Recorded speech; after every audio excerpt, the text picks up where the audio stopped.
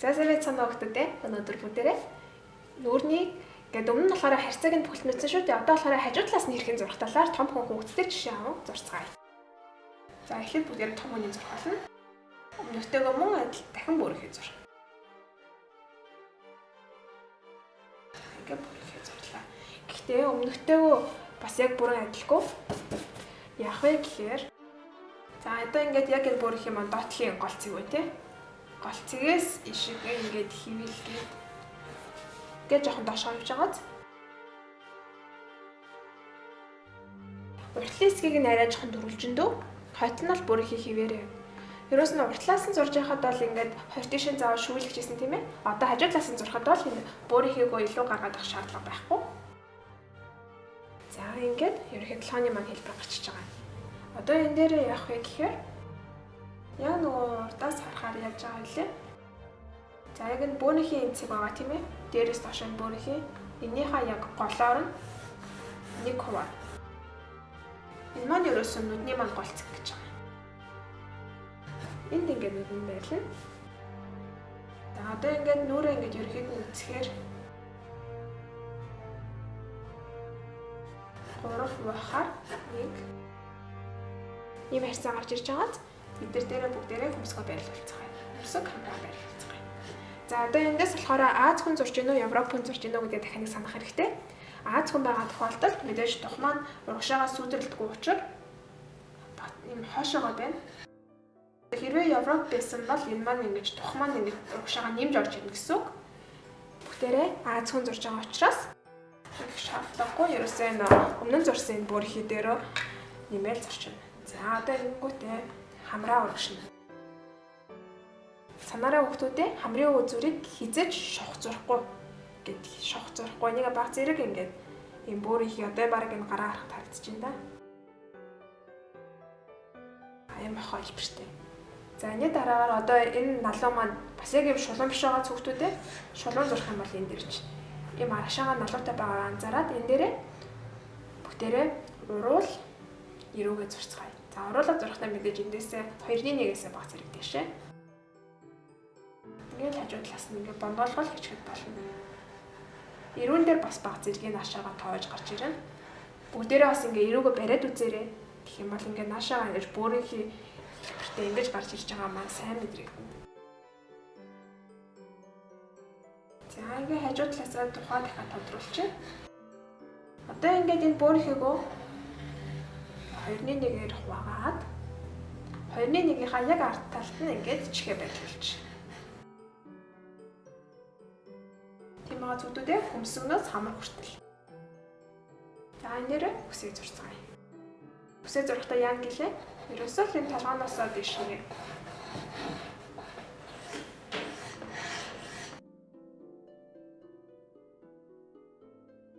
За одоо толгойнхоо биш дээ. Яг энэ артлын хэсэг нь энэ одоо шилэн үзэн орж ирнэ.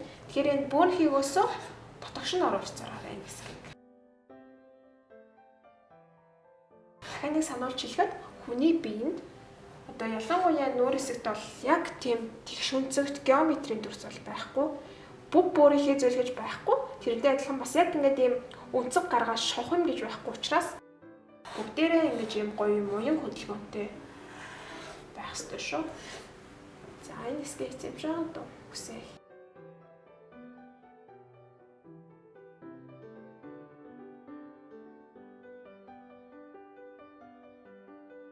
За одоо бүгдээрээ зурснаа тодруулцгаая. За одоо ингэхдээ анхнаасаа яг зурсан таруул. Одоо өмнөх хэдрийг бол дахин тодруулах шаардлагагүй тийм ээ. За одоо ингээ хамраа ингээд яг ишигээ оруулаад тодруулахтаа оруулаад.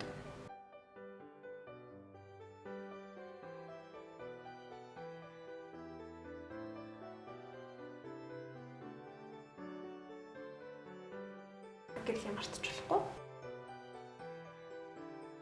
Өсгөө зурлаа.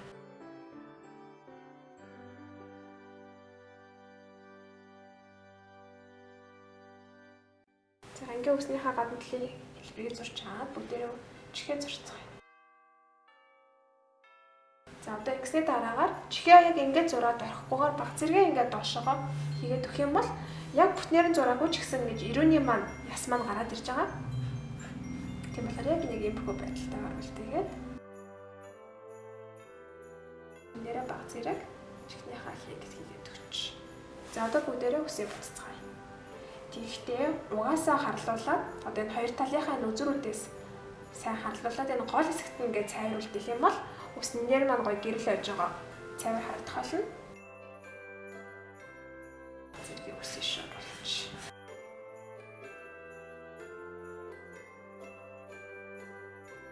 Ингээд алуулах таслахгүй, хошоогоо ухрахгүй, зөвхөн нэг талаас нь ингэж.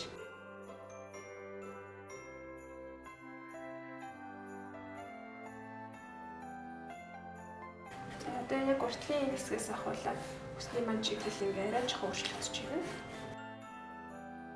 Цаан байгаа хэсэгт ч гэсэн ингээ жоохон нэмээд тэгээд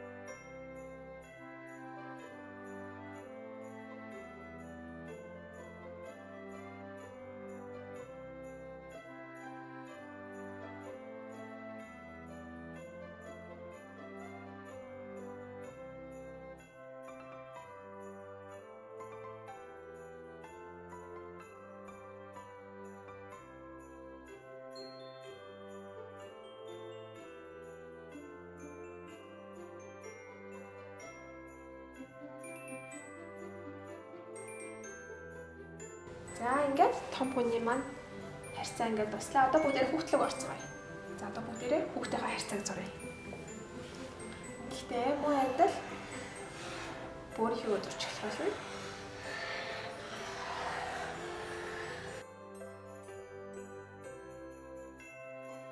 За одоо эндээс эхлээд ялгаа нь юу ах вэ гэхээр ерөөсөө хүүхд маань өөрөө айгуу тийм бүрийнхээ хэлбэртэй те.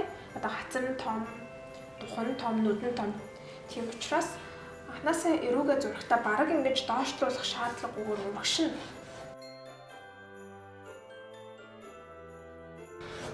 Ингээд хийгээд өгнө. Ерөөсөө анхнаасаа хүүхдийнхээ хацрыг нь зурчихна гэсэн үг.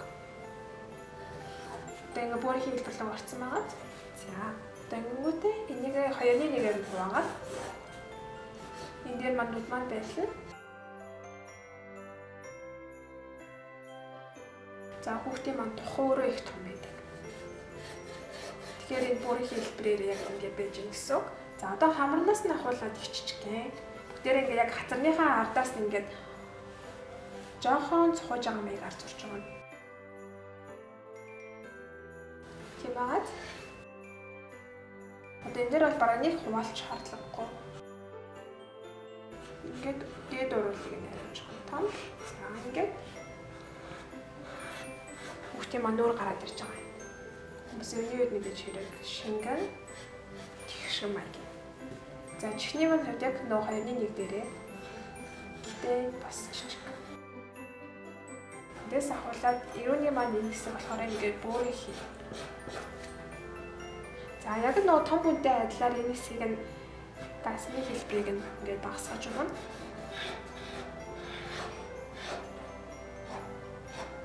Зүүн нэрээ.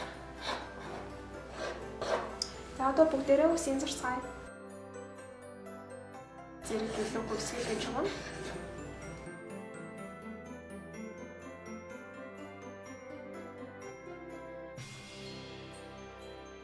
За эхэлцгээе. За багш нар миний хэсэг дээр баг зэрэг алдсан байна. Энийг ярьж. Яг хэсэг шүү.